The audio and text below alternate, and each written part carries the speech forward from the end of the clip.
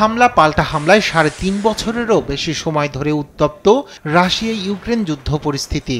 এই সময়ে এসে রাশিয়ার ভিতরে হামলা চালানোয় নতুন করে নিষেধাজ্ঞা দিয়েছে পেন্টাগন।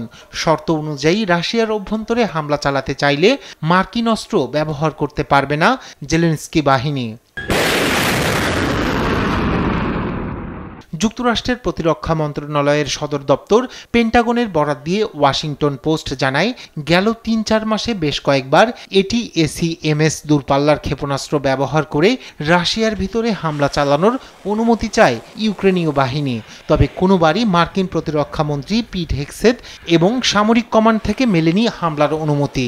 যুদ্ধের মাত্রা হ্রাস করা এবং যুদ্ধের অবসানকে অগ্রাধিকার দেয়াই ছিল এর মূল লক্ষ্য। গেল বছর প্রেসিডেন্ট জো বাইডেনের মেয়াদে কিয়েভকে দূরপাল্লার ক্ষেপণাস্ত্র দিয়েছিল ওয়াশিংটন। তবে ব্যবহার করতে হলে অবশ্যই মার্কিন সামরিক কমান্ডের অনুমতি নিতে হতো।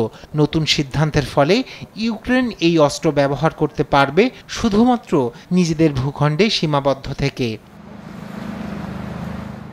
ট্রাম্প প্রশাসনের জ্যেষ্ঠ কর্মকর্তারা বলছেন, যুদ্ধের অবসানকে সর্বোচ্চ অগ্রাধিকার দিয়েছেন প্রেসিডেন্ট ডোনাল্ড ট্রাম্প। রাশিয়ার অভ্যন্তরে হামলা শুরু করলে শান্তি প্রক্রিয়া ব্যাহত হবে বলে মনে করে ওভাল অফিস। এছাড়া শান্তি সংলাপের অংশ হিসেবে তুরস্কের ইস্তাম্বুলে বৈঠক করেছেন ইউক্রেন ও রুশ প্রতিনিধিরা।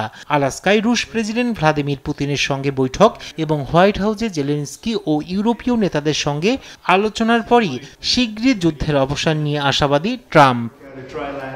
রাইহান কবির শুভ্র, নিউজ ডেস্ক, দেশ টিভি।